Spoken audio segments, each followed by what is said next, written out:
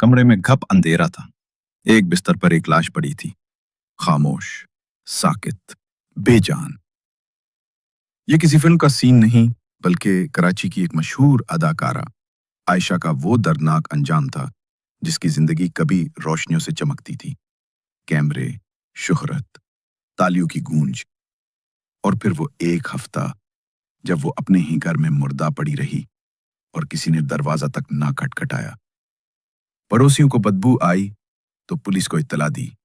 दरवाजा तोड़ा गया तो अंदर आयशा की सड़ती हुई लाश मिली। ना कोई बेटा, ना बेटी, ना दोस्त, ना जानने वाला। दुनिया की भीड़ में वो तन्हा मर गई। और शायद उससे ज्यादा तकलीफदेह ये था कि किसी को परवाह भी ना हुई। इसी तरह का एक और वाकया लाहौर की निशात कॉलोनी में पेश आया। एक बूढ़ा बाप जिसने सारी उम्र मजदूरी करके अपने बच्चों को पढ़ाया, नौकरी दिलाई, बेटियों को रुखसत किया, वो 3 दिन तक अपने ही बिस्तर पर मुर्दा पड़ा रहा। बाहर से दरवाजे पर ताला था।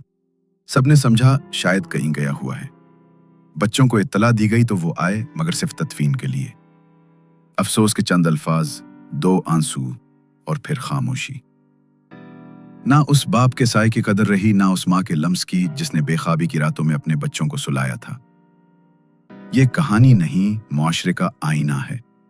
हम सब कुछ बन जाते हैं, इंजीनियर, डॉक्टर, अदाकार, अफसर, मगर इंसान बनने से शायद रह जाते हैं।